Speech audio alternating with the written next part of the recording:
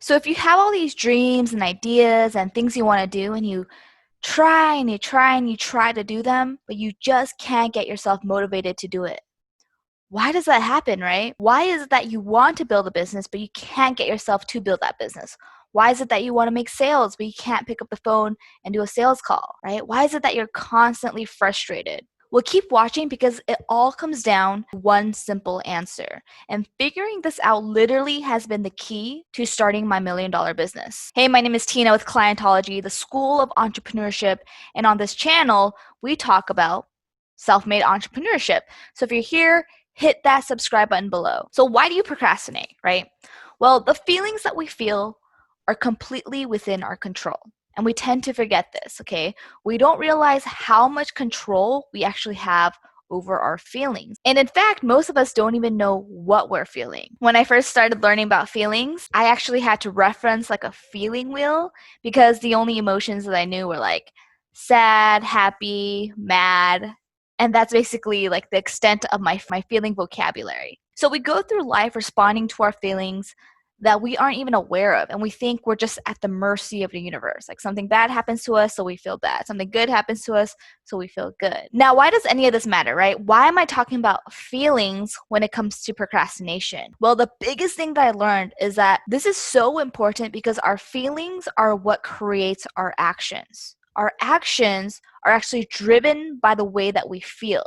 Okay, so think about it for a second. Everything you do in your life is because you feel a certain way, or everything you don't do in your life is because you feel a certain way. So if you're procrastinating, if you're not doing the thing that you know you need to be doing, is because of the way you're feeling. So here's a really simple example. Let's talk about the concept of getting up out of bed in the morning, right? If you are feeling dread and anxiety of starting your day, and that alarm clock goes off, like you're gonna press snooze, you're gonna stay under your blankets, and you're just gonna be like, I don't want my day to start, right? Now, on the contrary, what if that alarm goes off and you feel emotions of excitement, like anticipation, like back in the day, Christmas morning, and you know there might be gifts under the Christmas tree, right? You'll like jump out of bed. So the only thing that's different is the way you feel. Now you might say, well, the thing that's different is that it's Christmas, but it's not Christmas. It's the way that you feel. Imagine a Christmas morning and your parents are gone, your siblings are gone, you're single, you're home alone.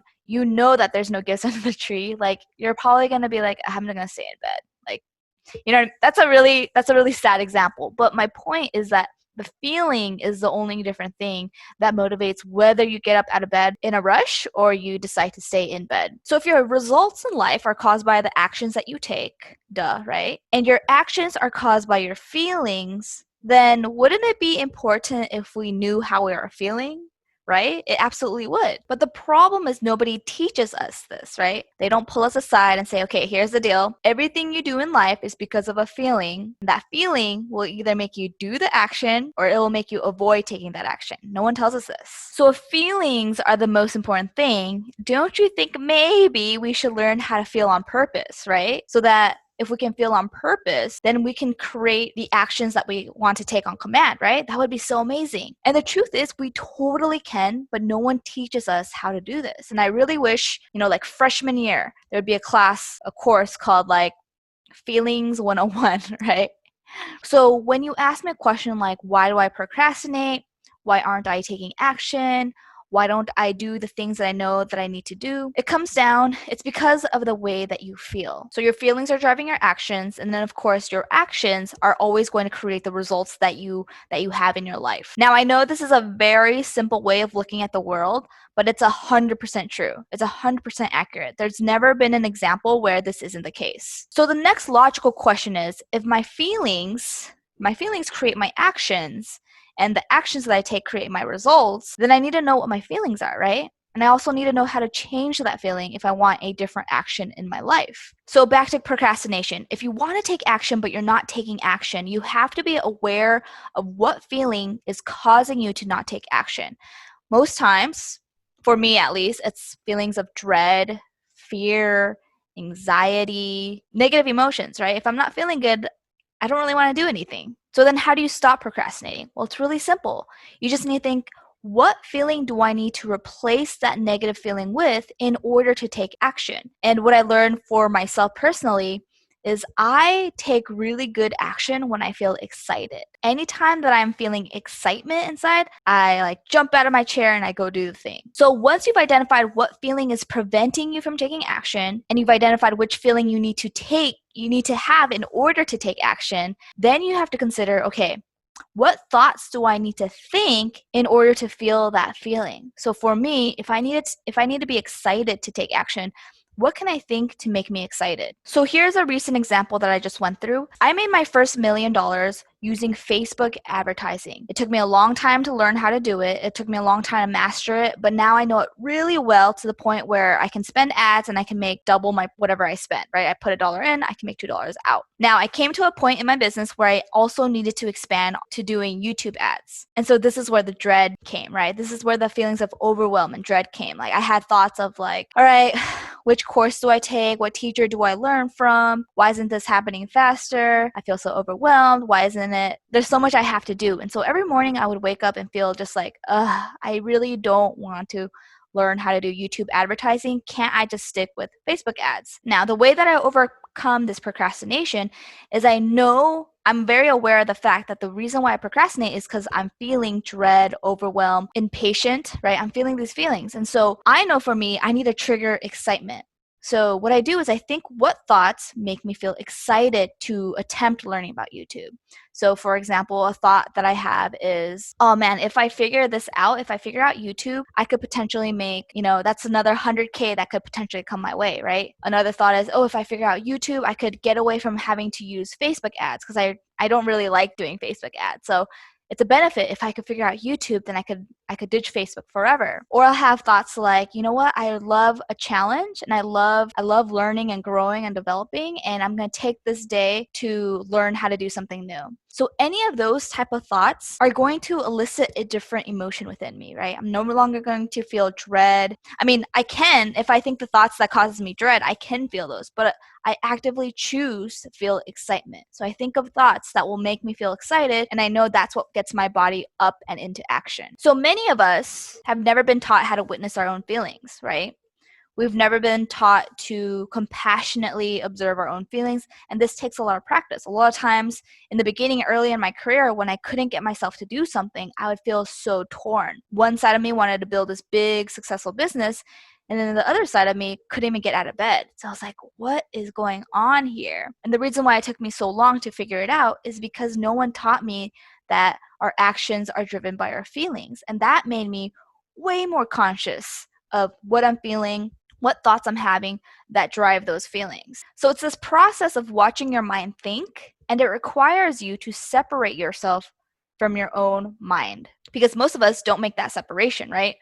We think our mind and our body is the same thing, it's one thing, but you want to start to recognize how there is a separation there, right? When you start to go into observing mode and you observe your own behaviors and your actions, you can actually listen to your own self-talk and be like, whoa, I didn't even realize that I'm saying these things to myself. So what I challenge you to do is start to be a little bit more conscious of how you are thinking, how you are feeling. For a majority of the day is unconscious. We just do things out of habit and we don't even recognize that we're doing it. So what I challenge you to do is start being conscious of the feelings that you're having, especially when you don't want to do something, and then be conscious of what thoughts are you really having that's causing those feelings. And then when you're conscious of the feeling that you're having, the negative feeling, replace it with a new energy, new feeling that's much more positive. Because if you lead with negative energy, you're going to rely on motivation and willpower.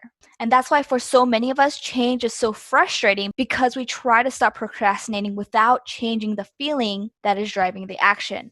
And when that happens, we end up fighting ourselves. And it's just this internal battle. Now, when I first heard about this kind of stuff, I was like, what? This is like way too touchy-feely for me. Like, I don't know. And my hope is that you don't make that same mistake as I did.